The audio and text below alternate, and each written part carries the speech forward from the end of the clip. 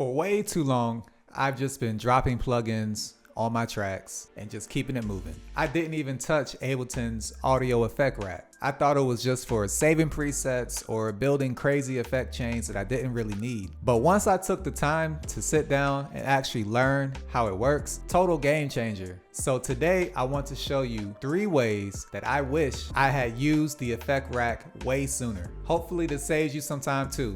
Let's go ahead and jump into it. The first way is sound design. Have you ever had 2 sounds that you like the way that both of them sound, but you can't decide which one you like better? Why not use them both? For this example, let's go to instruments. Let's filter by piano and keys. Let's go to instrument rack, and we're just going to scroll down and we're going to pick the grand piano. Now I'm going to hit Command and G to put it in a audio effect rack. Now let's play some chords so we have something to work with.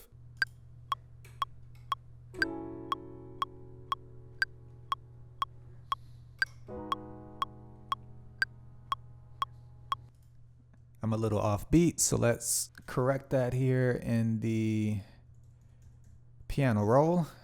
Now, let's say we like the way this piano sounds and we want to layer this with a different sound. So what we're going to do is come down here and we're going to click the chain button. Let's go back to our browser over here and let's find a sound that is complementary. So I chose another Ableton stock sound. This is the E piano and it sounds like this by itself.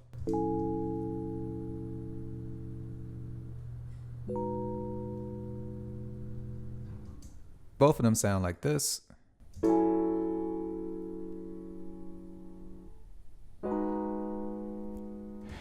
So the grand piano sound kind of overshadows the electric piano, but let's say I wanted to blend those 2 sounds together.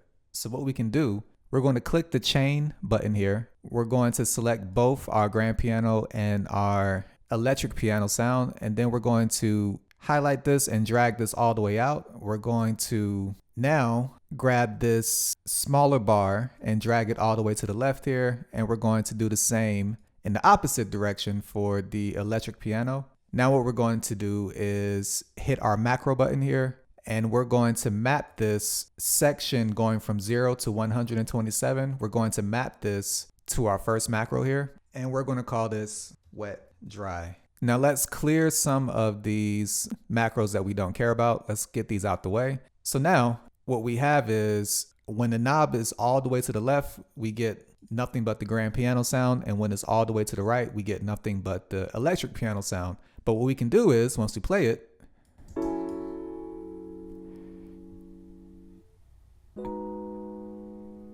you can see we can mix the sounds together. So let's say we took this one step further. Let's add a pad and use this same concept to blend the sounds together. Okay, I am going to use this Water Bells preset. If you just search for Water Bells in the browser here, you can find it. We're going to do the same exact thing. We're going to drag this all the way to the right. We're going to grab this smaller bar and do the same thing. And now when we play this, we get.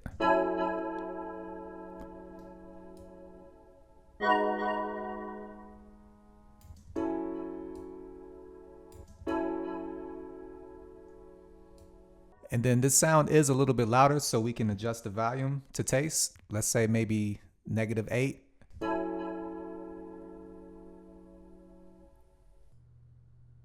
And that's that. Now, moving on to the next use that I wish I knew sooner, parallel processing. So let's minimize some of this stuff. We no longer need it. Let's hide the chain and let's hit this button here to hide the instruments. So we're working with the same exact 3 sounds that we had before. Now, normally you could just at this point begin mixing it, adding your EQ, your compressor, and reverb, anything else that you would like to add to this particular track. But sometimes you can get a better sound and a fuller sound by using the Audio Effect Rack to process this sound in parallel. So let's give a quick example of what I mean by that. Now, I fast forwarded a bit.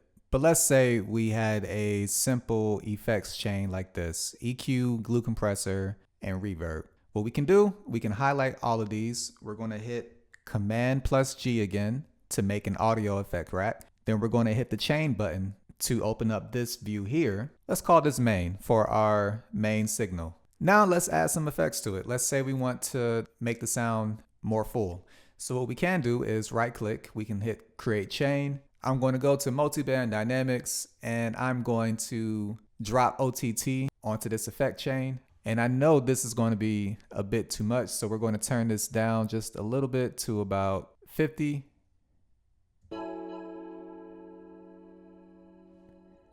Let's turn this down just a little bit, and let's maybe move the sound to the right just a little, but it doesn't quite have that sparkle yet. So let's add some more stuff to it. Let's say I want a bit of a delay, so let's drag in echo. Let's switch it to ping pong. Let's turn the feedback down just a little bit. Let's leave this at 1/8, but let's come over to character. Let's turn on the ducking. Let's turn the threshold up, or excuse me, turn the threshold down to about 8 decibels, something like that. And let's drag another one in actually. Let's do 2. Let's have this one. Let's maybe do a 1/4 time signature. Let's do ping pong as well. We're going to turn this dry wet down just a little bit and the feedback down as well. And let's see what that sounds like all together.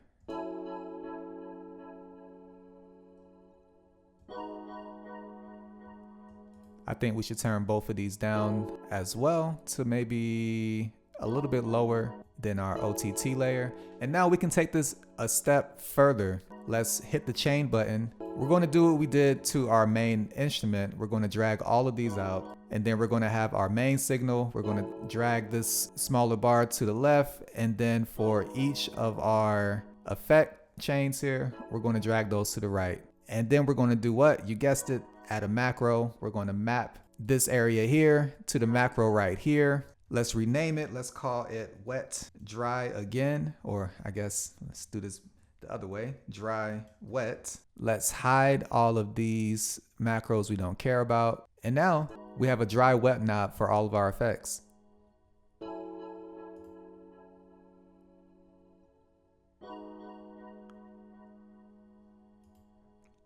And now the third and final thing that I wish I had knew to use Ableton's Audio Effect Rack for. It's a really quick and simple one. It's simply when I make a change within my audio effects and I want to save the settings, I can come over here to the macro variation button. This opens a new menu here. And then anytime we make a change to the macro settings that we think we like, let's say I like the dry and wet knob here, we just hit new and it saves this variation. So now if I were to change this to 100, I can make a brand new variation. So now if I click the play button, it's going to use this variation. And if I hit this first play button, it'll use the variation over here. So I can quickly jump between different settings. So imagine if we had a whole bunch of different macro knobs set up. So this gives you a lot of ways to play with different sounds to come up with different ideas.